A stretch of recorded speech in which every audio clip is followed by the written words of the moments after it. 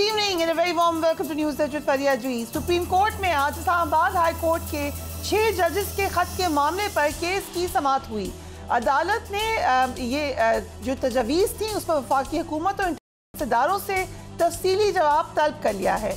आज केस की समाअत में पेशावर हाई कोर्ट और लाहौर हाई कोर्ट की जानिब से भी मुदाखलत की शिकायत की गई। चीफ जस्टिस ऑफ पाकिस्तान ने आज वाज़े किया है कि कुछ लोग ज़ाती मफाद के लिए आईनी मफाद को पस से पुश्त डाल रहे हैं। जब से वो चीफ जस्टिस बने हैं, यानी जब से चीफ जस्टिस साहब चीफ जस्टिस बने हैं, किसी तरफ से कोई शिकायत नहीं आई। अदलिया में मुदाखलत अंदरूनी या बैरूनी दोनों तरह से हो सकती है। आज की समाअत में मुख्तलिफ हाई कोर्ट्स की तजावीज़ पर भी गौर किया गया। इस्लामाबाद हाई कोर्ट की जानिब से सुप्रीम कोर्ट को अदलिया में मुदाखलत रोकने के लिए मुतफ़िका तजवीज़ भी पहुँचाई गई हैं। इन तजवीज़ पर हम एक नज़र डालने जा रहे हैं। किसी किस्म की मुदाखलत पर इदारा जाती रद्द अमल होना चाहिए। सिविल जज, सेशन जज, हाई कोर्ट जज किसी किस्म की मुदाखलत रिपोर्ट करने का पाबंद हो। मुदाखलत से मुतालिक 7 रोज़ में रिपोर्ट करना लाजिम हो। 7 रोज़ में मुदाखलत रिपोर्ट ना करने वाला जज मिसकॉन्डक्ट का मुर्तकिब ठहरे। सिविल जज और सेशन जज मुदाखलत होने पर हाई कोर्ट के इंस्पेक्शन जज को आगाह करे। इंस्पेक्शन जज चीफ जस्टिस हाई कोर्ट के नोटिस में मुदाखलत का मामला लाए। हाई कोर्ट एडमिनिस्ट्रेटिव कमेटी मामले को एडमिनिस्ट्रेटिव साइट पर देखे या जुडिशल साइट पर देखने का हतमी फैसला भी करे। एडमिनिस्ट्रेटिव कमेटी मामले की संगीनी के पेश नज़र फुल कोर्ट में भी भेज सके। हाई कोर्ट इदारा जाती इत्तेफाक के साथ तौहीन अदालत का अपना इख्तियार इस्तेमाल कर सके। अदालत में हाई कोर्ट की जो तजवीज़ थी उस पर अथा मनीला साहब ने भी अपनी एक पॉइंट ऑफ व्यू दिया। उन्होंने कहा कि ये तजवीज़ नहीं है बल्कि ये चार्जशीट है। इदारे वज़ीर-ए-आज़म के मातहत हैं और अगर कोई मुदाखलत हो रही है तो जिम्मेदारी उन पर आयद होती है। Let's watch him.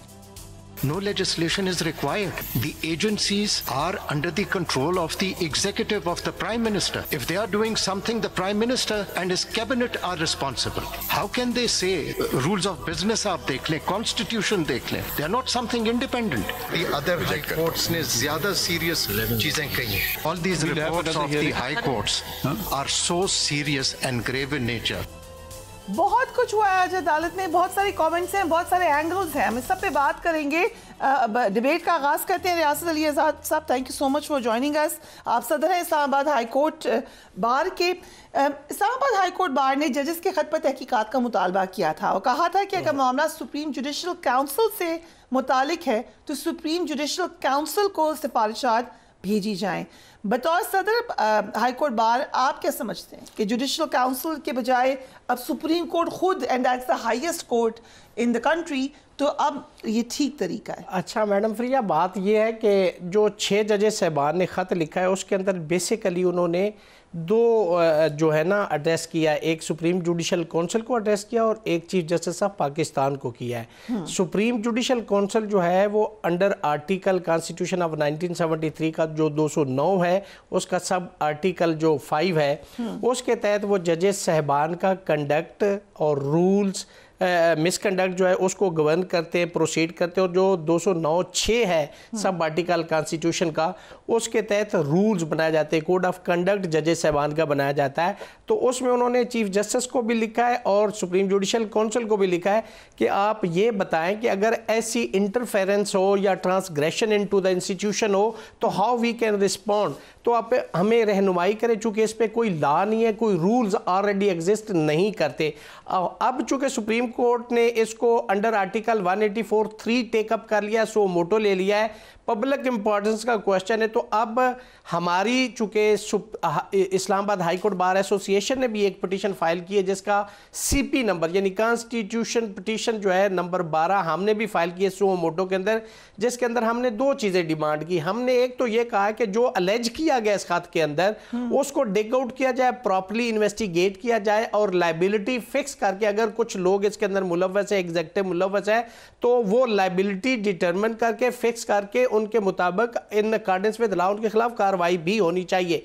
आज की प्रोसीडिंग के सेकंड पॉइंट भी बता दें, बिकॉज आज जो जस्टिस मनीला ने कहा है वो तो क्लियरली कह रहे हैं कि इट मींस कि एग्जीक्यूटिव ही लायबल होगी, उनके ही अंडर आते हैं इदारे, तो डेफिनेटली तो फिर वहीं से सवाल होगा। फ्रिया बात तो ये कि जो वजीर आजम पाकिस्तान है वो हेड ऑफ एग्जीक्यूटिव है, So he is responsible solely. उसके अंडर अगर कोई रह के कोई इदारा या कोई नॉन स्टेट एक्टर या anybody going to interfere into the smooth affairs of the judiciary and specially in high court और in district courts, if they are going to interfere and they are going to transgress into the other institution, तो उसके हवाले से जिम्मेदारी तो हमेशा head की बनती है। तो in this case it will be Shahbaz Sharif. तो मेरी बात सुने, मैं इसमें ये कहता हूं कि आज तो चूंकि चारों पांचों हाई कोर्ट्स की जो आउटपुट आई वो अटॉर्नी जनरल ने पढ़ के सुना दी, हमें भी कहा गया कि आप भी अपनी आउटपुट दें, आप भी अपनी सजेशंस प्रपोजल्स के, चूंकि इसमें इंस्टीट्यूशनल रिस्पॉन्स की बात की गई जो खत के अंदर लिखा गया है, और खत के अंदर देखें वही जजेस साहबान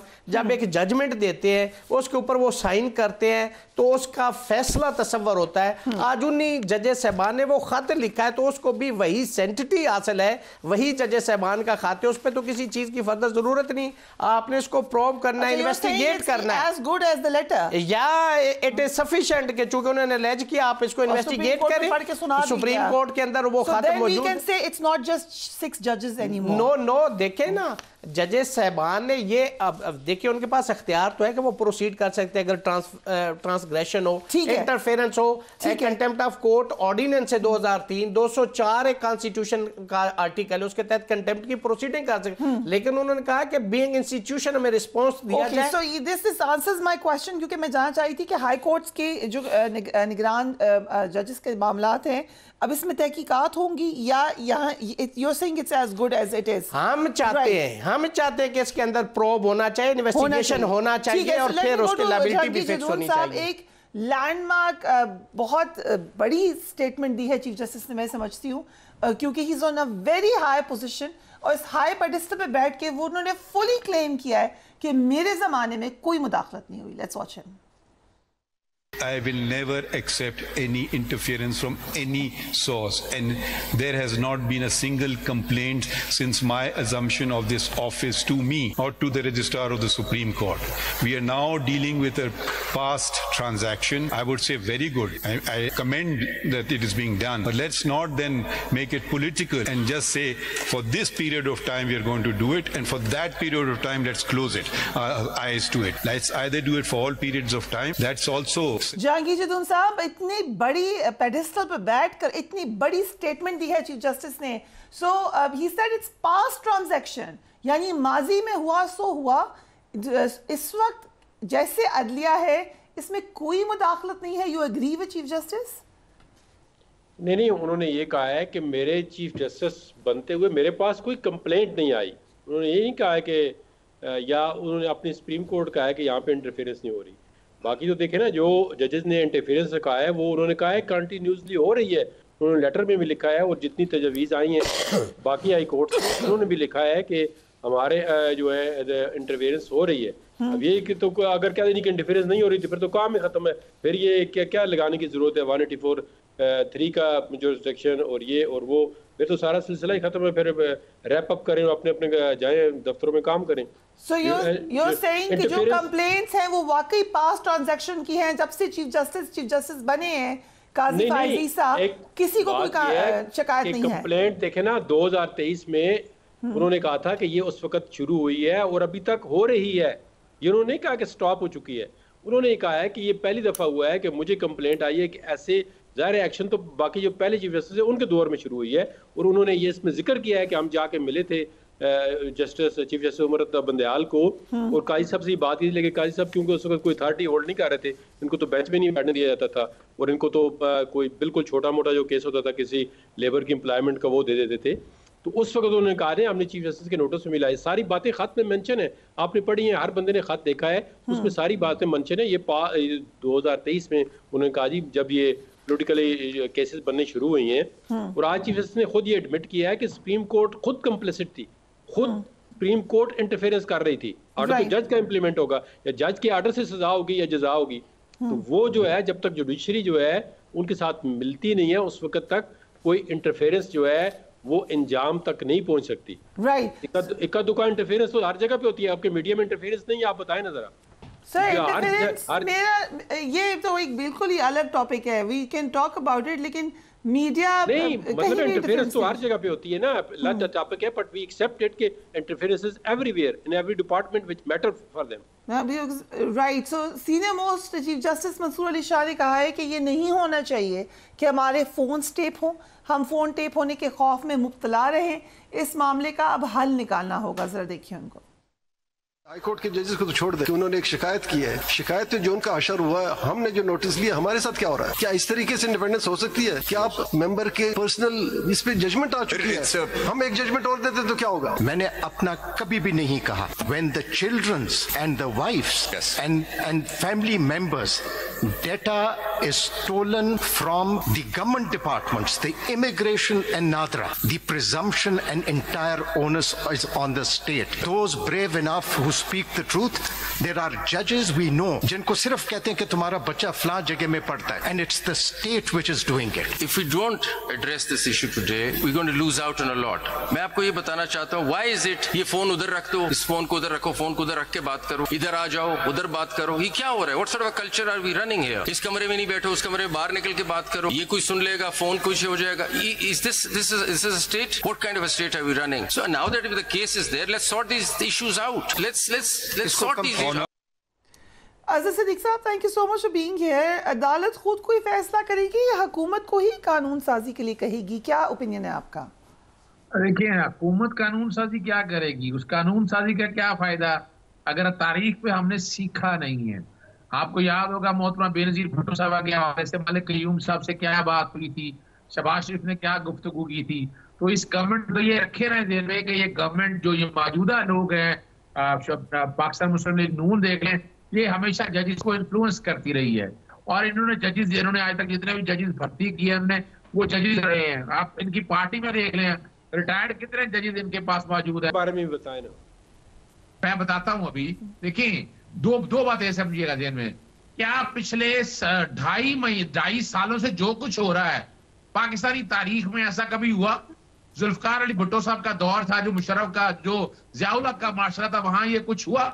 जो कुछ आपने 2.5 साल में देखा, और ये सियासी जमातें करा रही पीछे थी, इनको पता था कि सामने ये लोग बैठे हुए हैं, आखिर इनको नहीं पता? और स्टेट जो सारा डाटा है वो इनकी जिम्मेदारी है, क्यों इंटरफियरेंस करने देते हैं? और यहाँ देखिए एक बात और बड़ी वाज़ेह है, जस्टिस काजी फैसला का ये कहना कि उनके दौर, उन्हीं के दौर में तो सारा कुछ हो रहा है, ये क्या उनके दौर में नहीं हुआ ये सारा कुछ? अभी हम क्या देख रहे हैं? अब मैं ये नहीं कहना चाहता बल्ले के निशान के साथ क्या कुछ हुआ, क्या बात, लेकिन अभी जो सबसे लम्हा फिक्रिया हमारे ऊपर कि हम अभी भी आंखें बंद किए हुए हैं, सियासी जमातें इकट्ठी नहीं हो रही सारे मामले में, और पाकिस्तान तहरीक इंसाफ ने तो ये opening.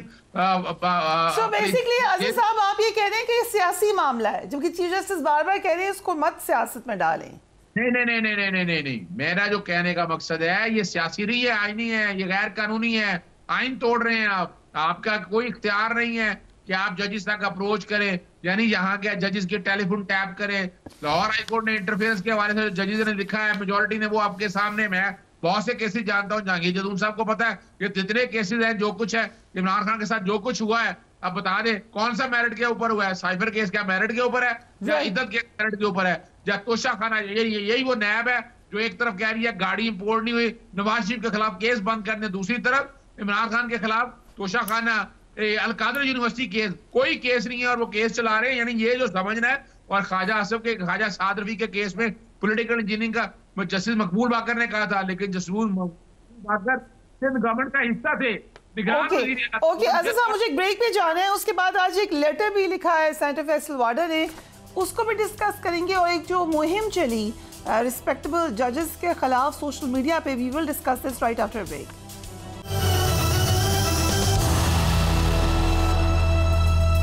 And welcome back. Justice Babar Sattar के गैर मुल्की शहरी होने के हवाले से सोशल मीडिया पर हमने देखा कि एक मुहिम चलाई गई, और आज इस मुहिम का जिक्र सुप्रीम कोर्ट में भी हुआ। जस्टिस बाबर सत्तार के हवाले से इस्लामाबाद हाई कोर्ट ने वजाहत जारी की। इस वजाहत पर सेनेटर फैसल वाडा ने रजिस्ट्रार हाई कोर्ट को खत लिख दिया है। अपने खत में फैसल वाडा ने मुतालबा किया है कि उनको मालूमात तक रसाई की आईनी शिक के तहत जस्टिस बाबर सत्तार और साबिक चीफ जस्टिस अतर मनीला की उस बातचीत तक रसाई फराहम की जाए जिसमें जस्टिस बाबर सत्तार ने अपने गैर मुल्की शहरी होने की वजाहत दी थी। कल इस हवाले से हमारे प्रोग्राम में सेनेटर फैसल वाडा मौजूद थे, उन्होंने जो स्टेटमेंट दी वो भी देखिए।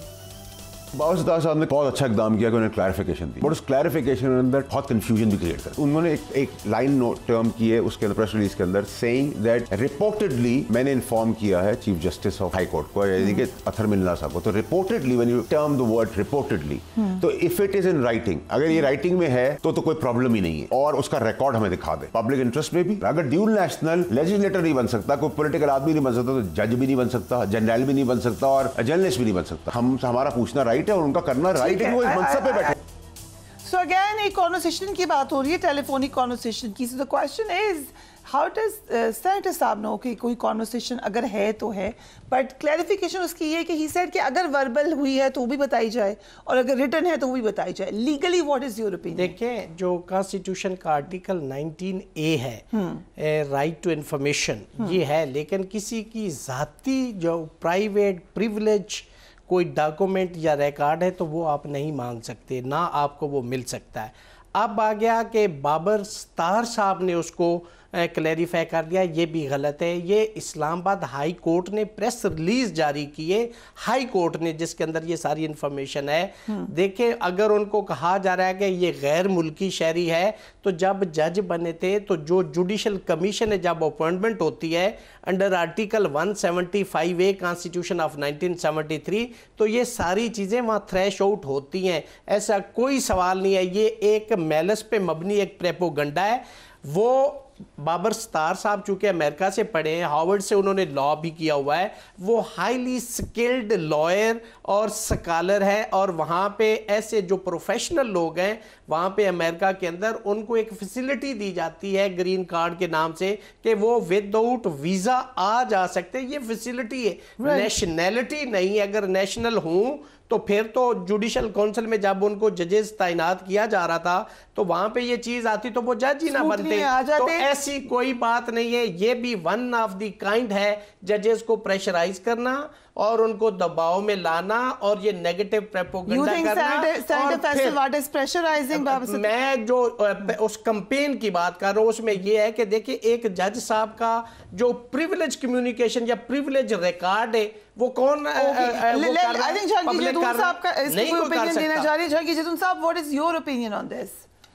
देखें, सबसे पहले तो जो बंदा रिकॉर्ड लेना चाहता है उसको अपनी कैपेसिटी बताना पड़ेगी कि किस क्यों लेना चाहता है। बिकॉज के एक तो जुडिशल कमीशन ने सारी चीज़ें जो हैं वो थ्रैश आउट कर ली थी। उस वक्त तमाम जितनी भी एजेंसियाँ थी उन्होंने इनके खिलाफ जितने भी डॉक्यूमेंट्स थे, इनकी शादियों के, इनके इन्वेस्टमेंट के, इनके लोन्स के, सारे रिकॉर्ड पे लाए। इसके बावजूद इसी नोट को आज काजी फैसल ने पढ़ा है। उन्होंने कहा जी मैंने इसकी सख्त मुखालफत की कि जब जज की अपॉइंटमेंट के, मेरे पॉइंट ऑफ व्यू से भी हाई कोर्ट को ये भी तजवीज़ देनी चाहिए कि जज की जब अपॉइंटमेंट होती है किसी वकील की तो उसकी वेरिफिकेशन इंटेलिजेंस एजेंसी बिल्कुल ना करे और कोई ज़रूरत नहीं है। Having said that, उस वक्त तमाम चीजें रिकॉर्ड थी, उसके बावजूद जुडिशियल कमीशन ने टोटली उनको इलेक्ट किया है। और उसके बाद जो पार्लियामेंट्री कमेटी है, अब फैसल वाडा तो सेंटर है ना, उस वक्त की जो पार्लियामेंट्री कमेटी थी उसके अंदर MNAs और सेंटर थे, उन्होंने उसको रिव्यू किया है और किसी ने कोई ऑब्जेक्शन नहीं किया है। कोई डॉक्यूमेंट वहां पे सीक्रेट नहीं था, वो अभी पास एंड क्लोज ट्रांजैक्शन बात चुकी है। राइट, बट ओके, ऑब्वियसली इस ओपिनियन। अज़हर सिद्दीक साहब, इस वक्त अंदरूनी मुदाखलत का भी जिक्र किया चीफ जस्टिस ने कि इदारे के अपने अंदर से भी मुदाखलत होती है और उनका इशारा most probably former chief justice की तरफ था। अच्छा देखिए, मैं प्रिया एक तो बात बता दूं कि ये जो दोहरी शरीयत का लॉ जो कंफ्यूज करने की कोशिश की जा रही है, 63(1)(c पढ़ लें, वो पार्लियामेंटेरियन के लिए आप दोहरी शरीयत नहीं रखते। जज के बारे में, ब्यूरोक्रेट के बारे में कोई आइन नहीं है, कोई कानून नहीं है कि दोहरी शरीयत है या नहीं है, कोई रोकता नहीं है। पहले थोड़ी क्लैरिटी के साथ बता दूं, ये कंफ्यूजन इसलिए एक जज को और उससे आप दूसरी जहां तक बात है। Are you saying कि जज रख सकते हैं दोहरी शरीयत? ये बिल्कुल आइन में कोई कदगन नहीं है। जज अपॉइंट होना 2 शर्तें हैं, 45 साल उम्र होनी चाहिए और 10 साल का वकालत का तजर्बा होना चाहिए। आज़िज़ साहब, आप कह रहे हैं कि इस वक्त हमारे जजेस हो सकते हैं दोहरी शरीयत के हामिल? बड़ी वजाहत के साथ बता दूं, मैंने तो आर्टिकल 193 में तरमीम के हवाले से कहा था कि आर्टिकल 62 और 63 का म्यार होना चाहिए जज अपॉइंट होने के लिए, लेकिन पार्लियामेंटेरियन ने बात नहीं मानी। फारूक नायक उस वक्त हेड करते थे, रजा रबानी वगैरह। अगर पार्लियामेंटेरियंस के लिए इतनी सख्ती है तो व्हाट डू यू थिंक जजेस के लिए भी होना चाहिए ये कानून? बिल्कुल होना चाहिए। आर्टिकल देखें, आर्टिकल 62 और 63 की जो छलनी है वो जजेस की अपॉइंटमेंट वाली होनी चाहिए। निकालने के हवाले से भी स्ट्रिंजेंट क्राइटेरिया इतना होना चाहिए, मगर ये नहीं है कि आप बेवकूफ बनाए। यानी अगर ग्रीन का कार्ड हट रखा है, डिक्लेयर किया है, तो इसमें ऐसी क्या बात है? हाँ, और दूसरे जहां तक है जुडिशियल स्क्रूटनी हो गई, इंक्वायरी होगी। अब जैसे अब फैसल वाडा साहब क्यों परेशान होते हैं? फैसल वाडा साहब का अपना नहीं दोहरी शहरियत का मामला था, और वो जो एडवांटेज उन्हें मिला था, जहां से मिला था, वो हर एक को पता है। और दूसरी बात जो है ना सर, आप सबको सब कुछ पता है, सो प्लीज इसको क्लियर करके बात करें। कहां से मिला था एडवांटेज, किसको मिला था? मुझे तो नहीं पता। इंटरनल इंटरफियरेंसेस है, ये तो ओपन सीक्रेट है। इसमें लाहौर हाई कोर्ट के अंदर मुझे पता है कि 5-6 जजेस के अलावा और बता दें किसी ने केस सुना हो, और इतनी कहानियां हैं, आप परेशान हो जाएंगे सुनकर। तो इसलिए ये जो बात है ना कि इंटरनल नहीं है, बिल्कुल है। बाकायदा डायरेक्शंस होती हैं, बाकायदा बताया जाता है क्या कुछ होना है। ये चीजें कभी यानी मैं साहब गवर्नर का नाम नहीं ले रहा, एक उनका, उन्होंने खुद बताया कि एक केस के अंदर, पॉलिटिकल केस के अंदर, कि फैसला पहले लिखा गया था और जो पिटीशन है वो बाद में आई थी। ये ओपनली वो बात करते हैं। और आज भी हमें ये सोचना है, हमारे पास एक टाइम है, करना क्या है। तमाम सियासी जमातों को इकट्ठा होना है। ये जो एक इमरान खान को साइड पे उतारने के लिए तमाम सियासी जमातें इकट्ठी हुई हैं, वो चाहेगा कि आइन और कानून की बालादस्ती हो, और आइन और कानून कैसे बढ़ सके ये सोचना है। इस पे इकट्ठे होना जरूरी है। और इस बार सियासी जमातें जो पाकिस्तान मुस्लिम लीग नून, पीपल्स पार्टी या RMQ वगैरह इस पे इकट्ठी नहीं होंगी, जो कि वजह कि उनकी आबियारी जो है इस वक्त कर रही है। ओके, सो ये आपने एक सोल्यूशन बताया है कि पॉलिटिकल एंटिटीज इकट्ठी हो जाएं, बट आई थिंक इसमें जुडिशरी को मूव फॉरवर्ड करना चाहिए। It's more than anything judiciary का मामला। अज़हर सिद्दीक साहब, अगर आप इजाज़त दें अभी देर, what is solution in your opinion? Interference के हवाले से देखें, जो इस्लामाबाद हाई कोर्ट के, मैं चूँकि स्पेसिफिक आंसर करना चाहता हूँ उस क्वेश्चन को, इस्लामाबाद हाई कोर्ट के अंदर जो रूल्स हैं वो बेसिकली लाहौर हाई कोर्ट के रूल्स को ऑप्ट किया गया है। इस इंटरफेरेंस को 2-3 तरीक़ेकार हैं जिससे रोका जा सकता है। एक तो ये है कि देखें, आपने जब मार्किंग करनी होती तो रूल्स के अंदर प्रोवाइडेड है कि डिप्टी रजिस्ट्रार या चीफ जस्टिस जो इस्लामाबाद हाई कोर्ट है वो केसेस को मार्क करते हैं कि ये बेंच नंबर फलां के पास जाएगा, फलां के पास जाएगा, फलां के पास जाएगा। और दूसरा ये कि बेंचों की कॉन्स्टिट्यूट करने के अख्तियारात भी एक शख्स के पास हैं जो chief justice Islamabad high court है। अगर आप देखना चाहते हैं कि मुमकिन एक शख्स से शायद इंटरफेरेंस को वो उस लेवल पे, शायद मैं ये गलत हो सकता है, हमारे जजेस दलेर हैं, बहादुर हैं, लेकिन अगर मैं समझता हूँ एक्सेप्शनल सर्कमस्टांसेस में अगर ऐसा हो कि एक शख्स ये प्रेशर बर्दाश्त नहीं कर सकता for the sake of argument, तो आप एक कमेटी बना दें, 3 जजेस का बेंच बना दें जो मार्किंग भी करें, जो बेंच भी कॉन्स्टिट्यूट करें। जजेस कहां से लेकर आएंगे? नहीं, हमारे जजेस तगड़े, कोई ऐसा इशू नहीं। बिल्कुल ऐसा। दोनों से क्विक क्वेश्चन, हमारे जजेस हैं इस वक्त dual national and it's okay with the law? नहीं, कोई डुअल नेशनल नहीं है, लेकिन जैसे अज़हर सिद्दीक साहब ने कहा है, जो आर्टिकल 62 और 63 है वो सिर्फ ये है कि qualification and disqualification to become a member of the parliament, उसके लिए क्राइटेरिया। जजेस के लिए तो जो आर्टिकल 175A दिया गया है जुडिशियल कमीशन है, उसके अंदर उन्होंने बताया कि यू कैन बी अ जज in Pakistan. Yes, you must be a lawyer, और आपकी लेंथ ऑफ प्रैक्टिस जो कॉन्स्टिट्यूशन के अंदर बताएगी वो अगर आप क्राइटेरिया फुलफिल करते हैं तो आप यू कैन बिकम अ जज of high court by virtue of judicial commission. So Azhar sahab, इस वक्त कितने जजेस होंगे जो कि डुअल नेशनल है इन योर ओपिनियन या in your with your information? देखिए, मैं एक बात बताऊं आपको कि इस हवाले से बड़ी डिटेल में कई जजेस ऐसे हैं, मैं नाम यानी मेरा ख्याल है 2 या 3 तो जजेस ऐसे हैं कि जिनकी अगर ड्यूल नेशनलिटी है, लेकिन वो ड्यूल नेशनलिटी हर्डल नहीं है उनके। वो तो क्लियर हो गई बात, but this is for my interest. You saying कि इस वक्त जजेस हैं जो डुअल नेशनल है, सुप्रीम कोर्ट में भी है, यानी 2-3 ऐसे लोग हैं, लेकिन मेरा नहीं ख्याल है कोई इतना बड़ा ये इशू है कि हम इसको लेकर बैठ जाएं।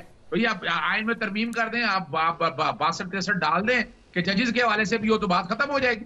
Right, thank you so much. Will take a break and we will be right back. Thank you sir. Welcome back. Tehreek Insaf की जानिब से आज चेयरमैन पब्लिक अकाउंट्स कमेटी के लिए बाज़ाब्ता तौर पर शेर अफजल मरवत के नाम का ऐलान कर दिया गया है। गुज़िश्ता चंद रोज से शेर अफजल मरवत के बजाय साहिबजादा हामिद रजा को चेयरमैन PSC नामजद करने की इतलात थी। ये भी कहा जा रहा था कि शेर अफजल मरवत साहब जो है वो खुद भी कई बार कह रहे थे कि पार्टी के अंदर मौजूद चंद लोग हैं जो उनकी नामजदगी के खिलाफ हैं। आज बहरहाल अब ये अनाउंसमेंट हो चुकी है। इस वक्त शेर अफजल मरवत और तर्जुमान तहरीक इंसाफ रऊफ हसन के दरमियान भी एक परसेप्शन है कि एक कोल्ड वॉर जारी है। इस हवाले से चंद दिन कबल शेर अफजल मरवत ने एक स्टेटमेंट दी थी, वो भी देख लीजिए। सो जिनकी तरफ उनकी फायरिंग का निशाना था वो हमारे सामने बैठे हुए हैं रऊफ हसन साहब। Thank you so much and I apologise. I don't think you're a baba. I apologize for this. No. That doesn't bother me at all. How does it feel? अपनी कमिंगा से तीर आ रहे हैं। Unfortunately, because it reflects a few things, which fortunately are not in me. It reflects he's really upset with you. Why should he be upset with me? Because वो कहते हैं कि ये जो मेरे बारे में बात कहें उसको तो आप माने ही ना। मेरी रिस्पॉन्सिबिलिटी है कि पार्टी पोजीशन जो है उसको स्टेट करना है, मेरी ज़ाती राय नहीं है। मैं पार्टी पोजीशन स्टेट करता हूँ और वो स्टेट करता रहूँगा। बट नाराज़गी की कुछ बातें की हैं मरवत साहब ने जो कि बड़ी काबिल एतराज़ थी। हर तरफ से क्रिटिसिज्म हुआ। इन्हीं बात पर नाराजगी है आपसे? इस पे या मेरी कोई नाराजगी है ही नहीं है। उनको तो है। उनको हो तो उनको उनसे पता करें, मुझे क्यों पता करते हैं? नाउ दैट अब ये डिसाइड हो गया, फाइनल हो गया चेयरमैन PSC के नाम, सो कंफ्यूजन क्यों थी इस पर इतनी? खान साहब ने डिसाइड करना था। Was he confused? Why should I say that he was confused? वो अपना he was taking his time. Options होते हैं आपके पास, ऑप्शंस होते हैं, ऑप्शंस आते रहते हैं एंड प्रोज एंड कॉन्स आप देखते हैं। इट्स कंसल्टेटिव प्रोसेस होता है, लोगों से बात करते हैं, उसके बाद एक फैसला करना है। It's an important position. तो उसके लिए बड़े लोगों से उन्होंने राय ली, बड़े लोगों से कंसल्ट किया, उसके बाद उन्होंने फैसला किया। फैसला आज गौहर साहब ने अनाउंस कर दिया।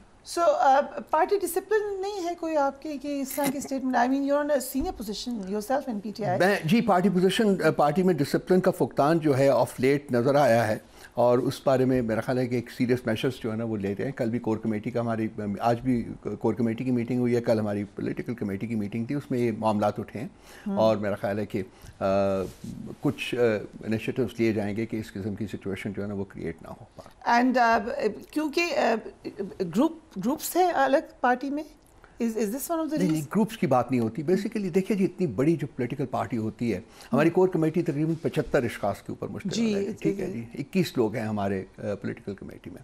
तो और इतनी बड़ी 3 करोड़ लोगों ने PTI को वोट दिया और बहुत से लोग वोट दे भी नहीं सके हैं। सो मेरे अंदाजे के मुताबिक 5 करोड़ से ज़्यादा लोग हैं जो कि PTI को वोट देना चाहते थे। इतनी बड़ी पॉलिटिकल पार्टी है, इतनी वास्ट रिप्रेजेंटेशन है इसकी, लोग बहुत हैं इसमें, तो आरा भी मुख्तलिफ होती हैं। घर में 6 बंदे रहते हो तो उनमें भी डिफरेंस ऑफ ओपिनियन हो सकता है। तो डिफरेंस ऑफ ओपिनियन जो है वो एक नॉर्मल सी बात है, एक नेचुरल सी बात है। इसको आप फ्रैक्शनलाइजेशन ऑफ पार्टी की बात नहीं करेंगे, वो उस कॉन्टेक्स्ट में ये नहीं चीज़। लेकिन ये कि जो जहाँ प्रॉब्लम होता है वो ये है कि पार्टी के अंदर फोरम्स मौजूद हैं। पार्टी के अंदर फोरम्स जो मौजूद है वहाँ पूरी फ्रीडम है सब लोगों को कि वो आके बैठें, अपने अपने ख्यालात का इजहार करें। उसके बाद पार्टी या कंसेंसस बेसिस के ऊपर या फिर मेजॉरिटी बेसिस के ऊपर एक फैसला करती है। राइट। सो जब फैसला हो जाता है तो फिर मेरी पर्सनल राय या किसी और की पर्सनल राय जो है वो ख़त्म हो जाती है और ख़त्म हो जानी चाहिए। तो जब आप स्टेप आउट करते हैं तो then you state the party position. So you will support Marwat now? लाजमी बात है, पार्टी का फैसला है तो जी जो पार्टी का फैसला है वो हम सब पर लागू है, सपोर्ट करेंगे, सब पर लागू है। दुखे दिल से सपोर्ट करेंगे? नहीं मैं देखिए, मुझे इस किस्म की जो बात कभी मतलब आज तक कभी किसी से सुनने में नहीं आई है, लेकिन कोई लोग you can only live up to the measure of your own person, as I would put it. Right. And so I would leave it at that. We'll leave it at that. Let's come to the party matters. तहरीक इंसाफ की जानिब से establishment या हुकूमत के साथ बातचीत की ख्वाहिश का इजहार किया जा रहा है।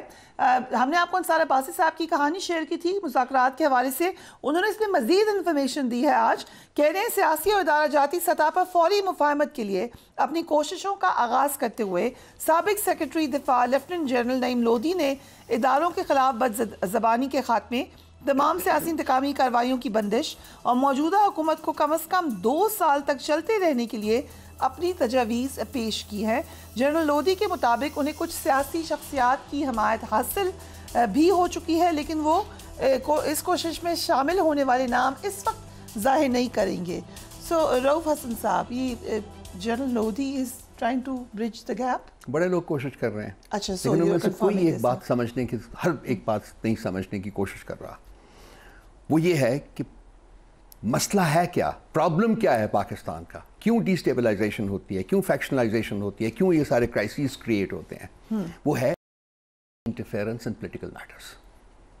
जब तक वो नहीं खत्म, वो जब खत्म नहीं होगी, देखिए वो खत्म नहीं होगी जब तक या डायरेक्ट रूल के जरिए इंटरफेरेंस हुई है या इनडायरेक्ट रूल्स के जरिए इंटरफेरेंस हुई है। 76 के 76 साल इंटरफेरेंस रही है। This must come to an end. अगर पाकिस्तान ने चलना है आगे, पाकिस्तान में पीस, अमन आना है, पाकिस्तान ने इकोनॉमिकली प्रोग्रेस करना है, तो जो सियासी मामलात हैं वहाँ से पीछे हटना पड़ेगा और जो अवाम का मैंडेट है उसको रिस्टोर करना पड़ेगा। और उस 2 साल हुकूमत को चलते रहने देने की 2 साल का लॉजिक क्या है? लोधी साहब मुझे एक्सप्लेन करें ना। एक मैंडेट चोरी शुदा हुकूमत को, चोरी की हुई जिसने से बनी है हुकूमत, उसको 2 साल 2 दिन नहीं देने। मुल्क को स्टेबिलिटी चाहिए। क्या चोरी डाके से स्टेबिलिटी आएगी? मामलात हैं, क्या चोरी डाके से स्टेबिलिटी आएगी? सो आप नहीं आने देंगे? बिल्कुल नहीं। ये तो है ही, दिस इज रिडिकुलस जो वो कह रहे हैं कि जी 2 साल चलने दें इसको। जो इदारों के खिलाफ बयानबाजी ना करें तो आप भी इदारा तो कोई भी नहीं बयानबाजी, लेकिन हकीकत तो बयान करनी पड़ेगी आपको। टीवियों के बारे में, लोगों की फैमिलीज के बारे में, इसके बारे में कौन कर रहा? हमने नहीं किया। वो तो उन्होंने PMLN करते थे, जो अब जजेस की तस्वीरें लगाते थे जब नवाज शरीफ साहब करते थे। हमारा नहीं, हम नहीं करते हैं। हमारा नहीं, मैंने कभी नहीं किया, ना मैं कभी करूंगा। ऑफिशियली नहीं करते, बट मैंने ना कभी किया है, ना मैं कभी करूंगा, ना ही मैं इसका कायल हूं। पर इसके ऊपर बातचीत हो सकती है, कुछ कहीं तो बातचीत होगी। आपने तो खुद कहा कि एस्टैब्लिशमेंट से बात बिल्कुल बात होगी, उनको बावर करवाया जाएगा कि पॉलिटिकल इंटरफेरेंस खत्म होनी चाहिए। बट ये तजाद नहीं है। एक तरफ आप कह रहे हैं वो इंटरफेरेंस ना करें, फिर आप कहते हैं हमने इन्हीं से बात करनी है। देखिए उनको बावर करवाना है ना, उनसे डील तो नहीं कर रहे हैं हम। बावर कराएं, आप जाके PMLN से बात करें। PMLN मैंडेट चोरी किया, ये मैंडेट चोरी शुदा मैंडेट जो है उसको वेकेट करें, हम बात कर लेंगे। बट एस्टैब्लिशमेंट कराए ये सब कुछ, और फिर उसके बाद इंटरफेरेंस नहीं। ये इंटरफेरेंस नहीं, एस्टैब्लिशमेंट तो हम तो मान रहे हैं बीबी। हमारी कंटेंशन में कोई मतलब कॉन्फ्लिक्ट नहीं है। हम बड़े क्लियरली कह रहे हैं देयर इज अ प्रॉब्लम, एक मसला है। वो मसला क्या है? और मसला है ये खत्म होना चाहिए। वो कैसे होगा? कह रहे हैं आज आ जाओ मेरे पास, बैठ जाओ, बात कर लो हमसे। पहले अपना चोरी किया हुआ मैंडेट आज एडवाइजर बन गए वो। कांग्रेचुलेशन, मुबारक हो उनको। हम भी उसी की रह गई थी कमी, बाकी तो सारे आ गए हैं चोर। एक रह गया था, एक उदासी थी उनकी। और भी 2-4 ले ले चोर सारा। चोर अजीम जो है वो जो क्या वो पेपर्स थे, हुदैबिया पेपर मिल्स का, जिसने 42 पेज की वो दी भी थी, जो नवाज शरीफ साहब का दस्ते रास्त है, वो भी आ गया। अब तो डिप्टी प्राइम मिनिस्टर हो गया जिसकी जो पोस्ट एग्जिस्ट ही नहीं करती है कॉन्स्टिट्यूशन ऑफ पाकिस्तान। अगर आपने कहा कि हुकूमत से बात हो सकती है और एस्टैब्लिशमेंट से भी हो सकती है। हुकूमत से बात, इन 3 पार्टी से बात नहीं हो सकती। यही हुकूमत में PMLN, पीपल्स पार्टी, MQMP, इनसे बात, क्योंकि ये मैंडेट चोरी के बेनिफिशरीज हैं, डायरेक्ट बेनिफिशरीज हैं। हमारा मैंडेट इनकी झोली में डाला गया है, वो वेकेट होना चाहिए। तो हमारे पास एक पूरा इत्तेहाद बना हुआ है 6 लोग पार्टीज का, और लोग भी हमारे पास आ रहे हैं, हम पोलिटिकल एंगेजमेंट कर रहे हैं, हम एक अवामी एहतजाज की तरफ बढ़ रहे हैं। बातचीत की भी जो नाम आए हैं, अली अमीन गंडापुर, शिबली फराज और उमर अयूब, कोई आप सब ने इनको ऑथराइज किया है कि जी अगर कोई एंगेजमेंट हो तो ये लोग करेंगे। बड़ी इंटरेस्टिंग स्टेटमेंट दिया मौलाना फजल रहमान ने। उनके साथ आपने लास्ट टाइम कहा था कि इनसे नहीं हमने बैठना है। नहीं, मैंने ये कहा था कि हो नहीं रहा अभी वो जो सिचुएशन थी। मेरा ओपिनियन है कि नहीं बैठना चाहिए। ये देखिए वो हमारे बहुत मिसट्रस्ट है, आज भी है, लेकिन हालात आहिस्ता आहिस्ता बेहतर हो रहे हैं। अब तो वो कह रहे हैं हुकूमत दे दो PTI। वो ठीक है, वो सही बात कर रहे हैं। तो फिर आपको अगर सही बात को करेगा तो हम उसको सपोर्ट करेंगे। सो आप सपोर्ट करेंगे। तो आज हमारी असद कैसर साहब की मुलाकात हुई है उनसे, राइट। जो मीनवाइल आप ये सब कोशिशें कर रहे हैं, अली अमीन गंडापुर साहब क्यों इतने प्रोवोकेटिव किस्म के बयान दे रहे हैं बार बार? मैं चढ़ाई कर दूंगा, हमला कर दूंगा, जरूरत नहीं है। अली अमीन गंडापुर साहब को मजबूर किया जा रहा है। किसने मजबूर किया है? फेडरल गवर्नमेंट, वफाक मजबूर कर रहा है। उनकी कोई बात जो कि उनका राइट है, कॉन्स्टिट्यूशनल राइट है, उसको डिनाई किया जा रहा है। चीफ सेक्रेटरी नहीं दिया जा रहा, अगर वो अपने इंस्पेक्टर जनरल नहीं दिया जा रहा, आपके ख्याल से पैसे नहीं दे रहे जो लेके बैठे हुए वफाक। देखिए मैं मतलब शायद मेरे जज्बात वही होते, मैं किसी और तरीके से कह देता उनको, लेकिन he is a politician, he is a die hard politician, he is a constituency politician. उसने केटर करना है, जो आवाम के जज्बात हैं उसको केटर करना है उसने। एक और सजेशन आई, और वो आई साहबजादा हामिद रजा की तरफ से, कि रिज़ाइन कर दें असेंबली से। आई थिंक कि पीटीआई ने बड़ा सीरियसली खमियाजा भुगता है इसका। आपको ख्याल से इसको रूल आउट नहीं करना चाहिए? हामिद साहब की मैं ज़ाती तौर के ऊपर बहुत बड़ा मद्दा हूँ साहिबजादा साहब का, लेकिन we beg to disagree with that contention. We are going to stay in the parliament. हम पार्लियामेंट से अपने आप को रिज़ाइन नहीं करेंगे, हम रह रहे हैं जी। वो और वो मतलब उन्होंने भी कहा ये मेरी ज़ाती राय है। वो हमारे बहुत करीबी साथी हैं और हमेशा उनके साथ ये साथ रहेगा, उसका कोई इशू नहीं है। लेकिन उनके साथ मेरी बात भी हुई है, सो उन्होंने कहा ये सिर्फ मेरी पर्सनल राय है। सो जो एक अफसोसनाक मामला इंटर पार्टी इलेक्शंस आपके बार बार मामला फंस जाता है।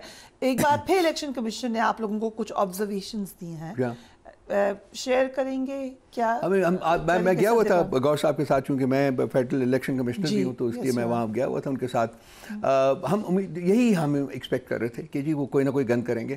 चीफ इलेक्शन कमिश्नर साहब और उनके बाकी जो साहिबान है, बेसिकली उनका ऑब्जेक्टिव एक ही है जी कि उन्होंने हमें नहीं देना, सिंबल नहीं देना। वो जब तक कि उनका जो प्रोजेक्ट है वो कंप्लीट, हमारा ख्याल था कि शायद कंप्लीट हो गया या कंप्लीशन के आखिरी मराहल तय कर रहा है, लेकिन शायद अभी उन्होंने और बहुत कुछ करना हो। तो वो आया, हमारे पास लेटर आया, मैं अभी तक उसको पढ़ नहीं सका।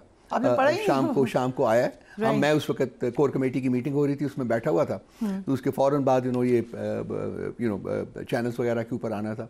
तो मैं वापस जाऊँगा तो देखूंगा कि उसमें क्या लिखा हुआ है। आपको लग रहा है एक बार फिर जो है तंग करेंगे इंतखाबात को रद्द कर दे? उनके रवैये से नज़र आ रहा है जी कि वो गंद करेंगे।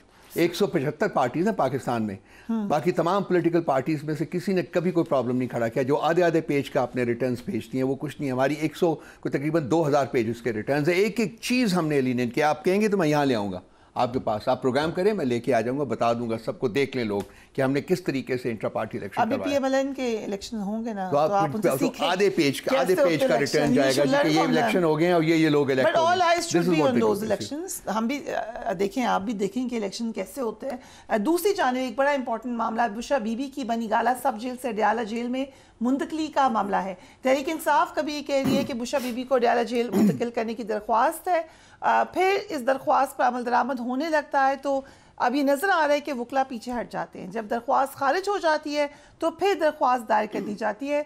जब फिर इस केस की समाअत हुई तो वकला फिर टाल मटोल से काम लेना शुरू कर देते हैं और रियासत के वकला अदालत को बताते हैं कि दोनों फरीक अदालत से बाहर इस मामले पर तस्फिया करने जा रहे हैं।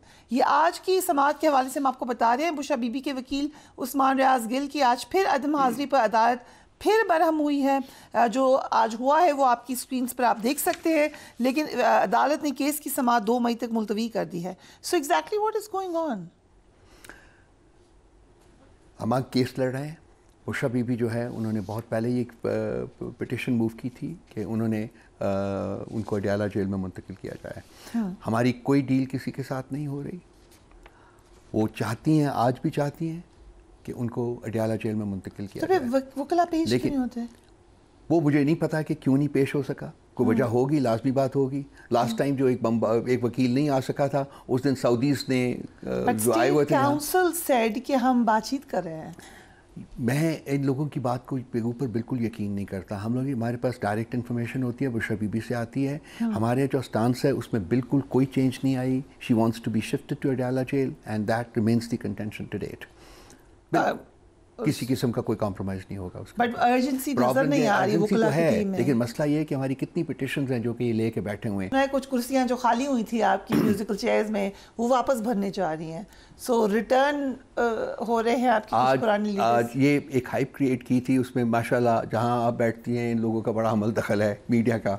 एक हाइप क्रिएट करते हैं ना, एक artificial and incorrect hype create की हुई थी जिसकी कोई बेसिस नहीं थी। आज गौर साहब गए थे जब, तो उसको भी डिटेल में डिस्कस किया और ये फ़ैसला हुआ है, खान साहब ने फ़ैसला किया है कि हम लोगों ने बल्कि फ़ैसला किया, खान साहब ने उसको ऑथेंटिकेट किया है कि जब तक खान साहब जेल से बाहर नहीं आते, रिलीज़ नहीं होते, इंशाअल्लाह ताला बहुत जल्दी उस वक्त तक ये मामला जो है इसको दफन कर दिया गया।